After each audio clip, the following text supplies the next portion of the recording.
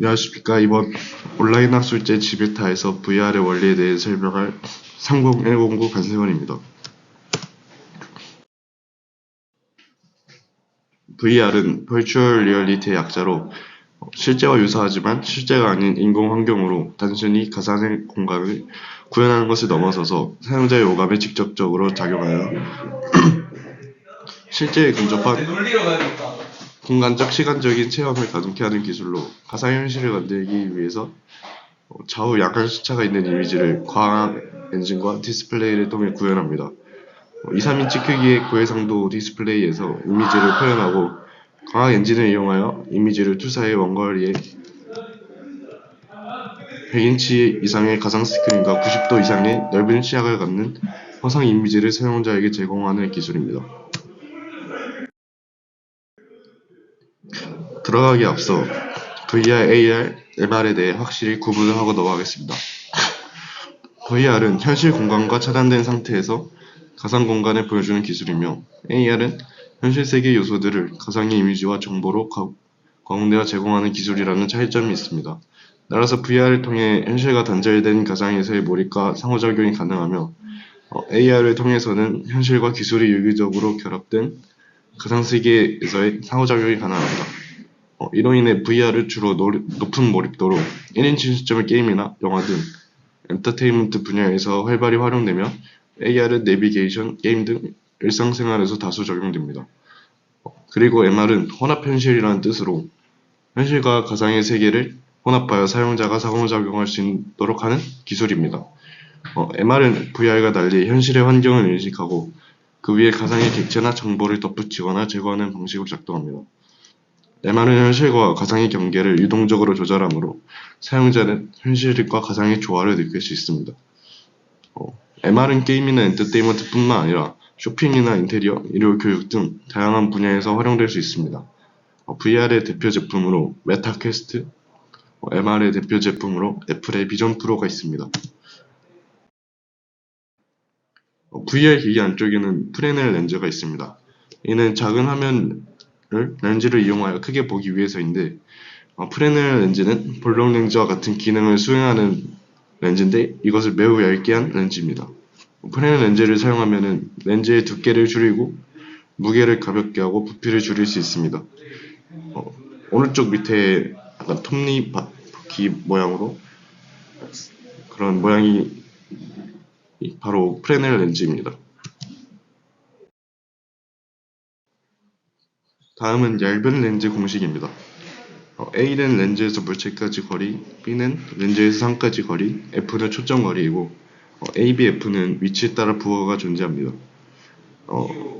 밑변이 A인 삼각형과 밑변이 B인 삼각형이 닮음 상의 길이를 H'이라 하면 A 대 H는 B 대 H'이라는 공식이 유도되고 또한 또 다른 삼각형의 닮음을 찾아보면 F 대 H는 B-F 대 H'이라는 식이 유도됩니다. 이제 두 식을 연립하면 A분의 1 플러스 B분의 1은 F분의 1이라는 렌즈 방정식이 유도됩니다. 이때 A는 렌즈 왼쪽에 있으면 플러스, 오른쪽에 있으면 마이너스를 생각합니다. 이는 렌즈 왼쪽에 물체를 둔다는 관리에 따라 부호를 설정한 것입니다. B는 렌즈의 오른쪽에 있으면 플러스, 왼쪽에 있으면 마이너스로 생각합니다. 렌즈의 왼쪽에 물체가 있으면 당연히 오른쪽에 실상을 맺힐 것입니다. F는 실물체의 반대편에 있으면 플러스, 같은 편에 있으면 마이너스를 생각합니다. 이는 렌즈에서 굴절한 빛이 초점의 모임을 근거로 상을 작동하는 기와 광학의 특성에 따라 초점의 부호가 상의 부호를 따라가는 것에 의한 것입니다.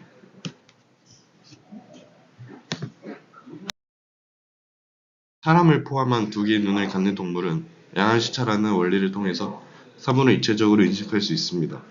양안시차는 왼쪽 눈과 오른쪽 눈 간의 거리 차이로 인해서 하나의 사물을 볼 때 왼쪽 눈과 오른쪽 눈이 보는 모습이 다른 것을 말합니다. 위 그림이 양안시차를 쉽게 표현하고 있습니다.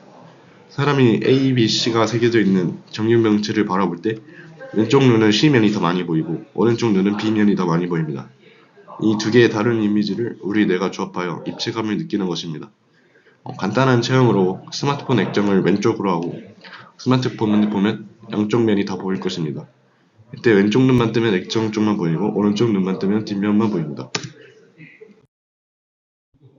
하지만 양화시차만을 이용한 VR 디스플레이는 몰입감을 주는데 한계가 있습니다. 왼쪽 그림에서 보신 것처럼 VR 디스플레이는 물체와 거리와 상관없이 반드시 하나의 거리에 고정된 이미지를 제공합니다. 실제 물체의 거리와 제공된 이미지 사이의 거리가 차이가 나면 시각적인 피로감을 일으키고 멀미나 어지러움을 유발합니다.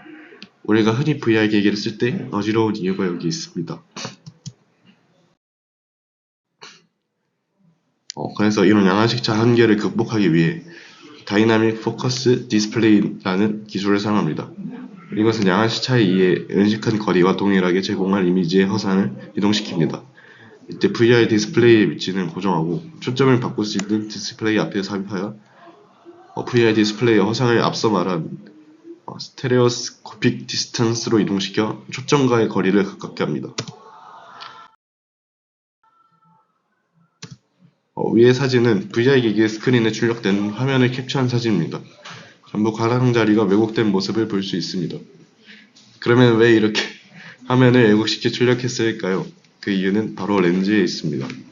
렌즈를 사용하게 되면 작은 물체를 크게 볼 수 있다는 장점이 있지만 단점으로는 가장자리 부분이 왜곡되어 보이게 된다는 점이 있습니다. 이때 일어나는 왜곡을 핀 쿠션 왜곡이라고 합니다. 하지만 이 왜곡된 가장자리 부분을 미리 왜곡시켜 둔다면 밑에 사진처럼 렌즈를 거쳐 왜곡이 되었을 때 우리에게 정상적으로 보이게 할 수 있습니다. 이를 배럴 왜곡이라고 하는데, 즉 의도적으로 배럴 왜곡을 일으켜서 렌즈를 통과했을 때 핀 쿠션 왜곡을 상쇄하여 정상적으로 보이도록 하는 원리라고 할 수 있습니다.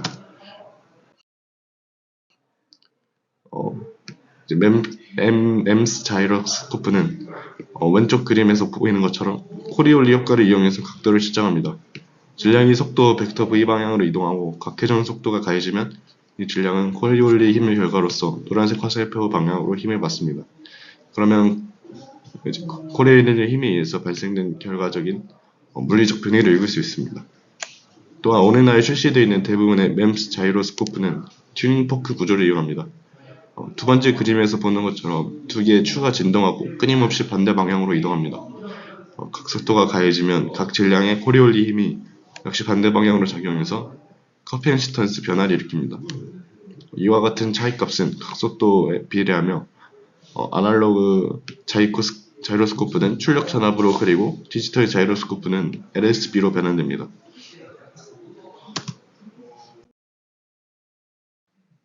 이제 디스플레이에 대한 이야기를 해보겠습니다.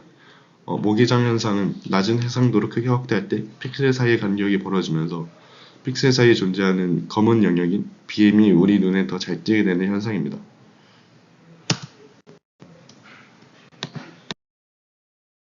VR용 디스플레이는 한쪽 눈에 사용되는 패널 기준으로 3.5인치 크기의 1640 곱하기 1640 해상도 수준의 OLED 패널이 보편적으로 사용되고 있습니다. 이는 LCD에 비해 OLED의 명암비가 높고 응답 속도가 빨라서 화면 잔상 현상을 상대적으로 덜 느끼게 하는데 유리할 뿐만 아니라 고속 구동으로 이미지를 조사하여 게임과 같은 가상 콘텐츠를 보다 몰입해서 경험할 수 있도록 하기 때문입니다. 그러나 이 정도의 성능으로는 여전히 앞서 언급한 모기장 현상을 완벽히 제어하기에는 인지 해상도가 낮기 때문에 VR용 픽셀 밀도가 더 높은 패널이 필요합니다. 따라서 모기장 현상을 제어하기 위해서는 적어도 30ppd 수준의 가상 이미지 구현이 필요하다고 합니다.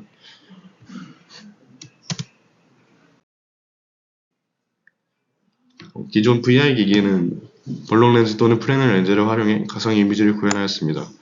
이런 방식으로는 HMD 디자인을 가볍고 얇게 하는 것에 한계가 있습니다. 일반 볼록 렌즈로 개구수 증가를 위해서는 재료 특성인 굴절률 값 또는 세타값을 증가시켜야 합니다. 굴절률은 재료의 특성으로 증가폭이 제한적이고 세타값 증가 시 렌즈 두께 증가로 인한 렌즈 수차가 발생하여 이미지 선명도를 떨어뜨립니다. 프레넬 렌즈는 이러한 볼록 렌즈의 단점을 개선한 렌즈로 렌즈의 두께를 얇게 만들 수 있고 렌즈 수차를 낮출 수는 있지만 이 역시 기존 볼록 렌즈를 기반으로 한 광학기이기 때문에 이미지가 선명도 및 슬림 폼팩터 구현에 한계가 있어 사용자가 요구하는 폼팩터를 줄이기는 마찬가지로 어려움이 있습니다. 반면에 실용적인 반사 편광 기술을 이용한 팬케이크 렌즈는 HMD 폼팩터를 획기적으로 얇게 구현할 수 있습니다. 하지만 해당 기술은 반투과 및 반사 편광을 이용하여 이렇게 렌즈 광료율이 매우 낮습니다. 때문에 디스플레이의 휘도를 최대한 끌어올리기 위해 LCD 백라이트 기술로 휘도를 보상하는 기술을 이용하기도 합니다. 최근 VR 제품은 팬케이크 렌즈를 활용해 예전보다 2분의 1 수준으로 컴팩트한 디자인을 구현하고 고해상도 패널을 장착하여 PPD를 증가시키면서 동작 센서 기술로 자유도를 증가시키는 방향으로 VR 디자인과 성능의 진화함을 볼 수 있습니다. 이런 식으로 말입니다.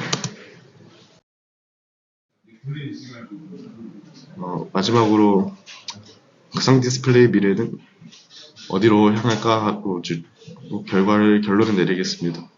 머지않아 사용자 위치를 기반으로 주변 공간을 보다 정확하게 인식하고 사람 눈과 손동작 같은 행동을 적극적으로 반영하는 센서 기술의 고도화, 그리고 5G 생태계에서 매력적인 콘텐츠가 융합되면 초고해상도 디스플레이를 장착한 현실적인 혁신적인 폼팩터로 영화 속 장면에 등장하는 가상 현실을 구현할 수도 있을 것으로 기대합니다.